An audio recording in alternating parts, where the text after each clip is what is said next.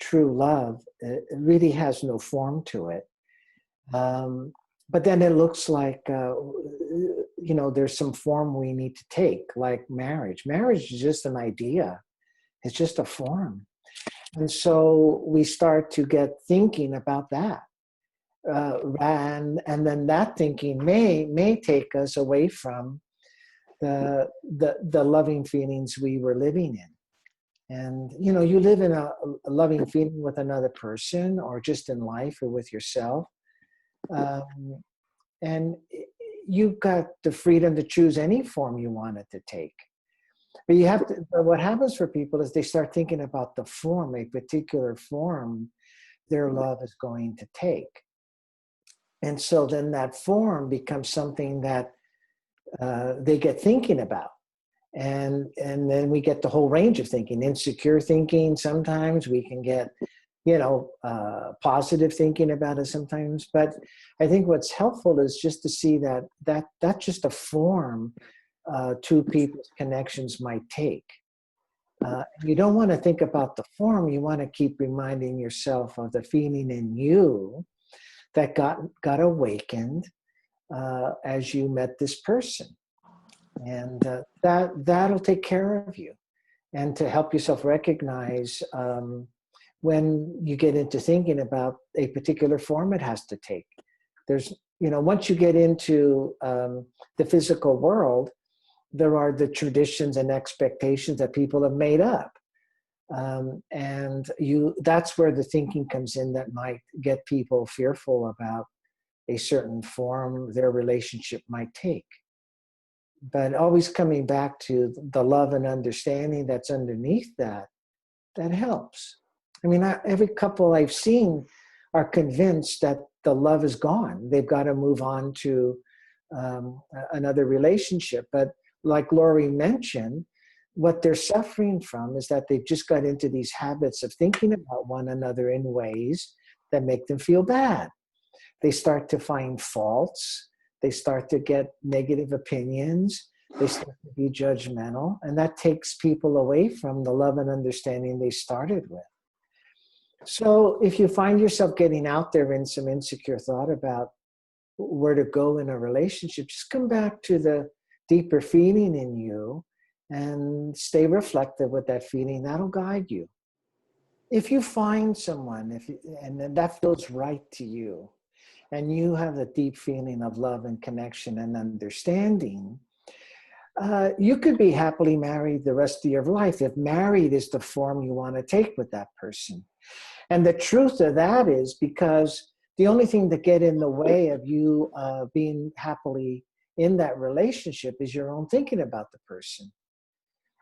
And really, here's the other part to that.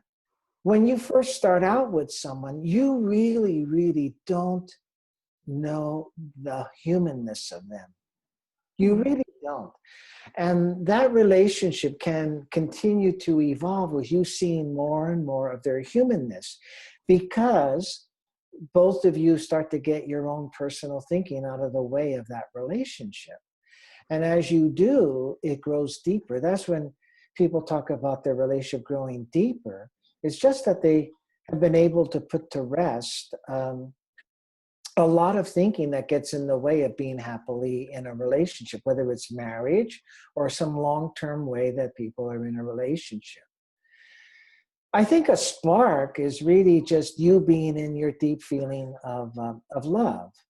However, I do think that you can use your own wisdom to know if somebody's right for you. I don't think that George may disagree with me on this, but I don't think that you just meeting somebody at the store means that you can be happily married to that person forever. It may be that person just doesn't fit you.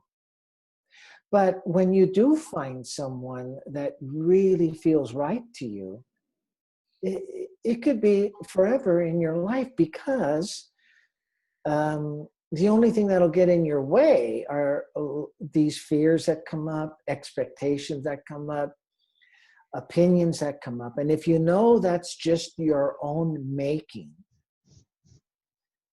And it allows you then to look at that person beyond those thoughts, and you see that person deeper.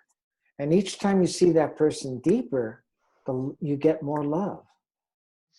When any two people have their eyeballs on what form their relationship is going to take, that really takes away from being in the moment with that person. You know, if it's going to become some kind of form where you cohabitate or get married or whatever, that will just flow. That'll flow. That'll occur. It'll, you know, be part of the flow that we talked about at the very beginning of this webinar, that's really the flow of life. It's nothing we have to have on our mind. Thankfully, I mean, aren't we lucky? You know, we live in a society where we can all be independent. We don't have to depend on another person for our livelihood. It's, you know, it's just something to be so grateful for. But if you want to get together and cohabitate, you could have fun talking about that possibility and see where that leads. So again, it's coming back to a nice feeling.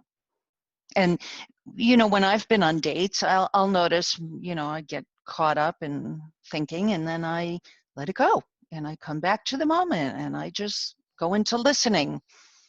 You know, the feeling of being curious about another human, seeing how they think and what they're up to and the experiences they've had. It's fascinating.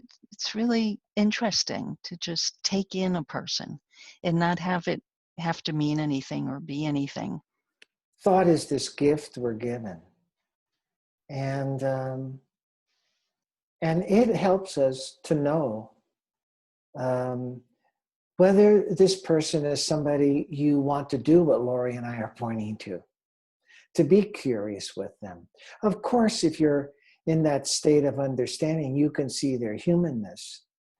But many of my clients have grown to feeling more secure about themselves by recognizing that thought, that they may also get through from the gift of thought, the sense that this person is not the person they're looking for. It comes through thought too, it must. There's nothing wrong with that. So I have had clients who have been able to get more secure because they've been able to really see what they would love to have, what characteristics would be important to them, given what we've already shared. And they've been able to do that and find somebody that, boy, they could really share this feeling of love together. And also be able to recognize the thinking that gets in their way of going further. But it was really helpful for them to have the gift of thought so they could really recognize for themselves, this person's nice, I enjoyed the time, but not quite where I want to go right now. And that's been valuable for some of my clients who have not felt strong to kind of call it their way. You know what I mean by that? To just kind of follow what feels right for them.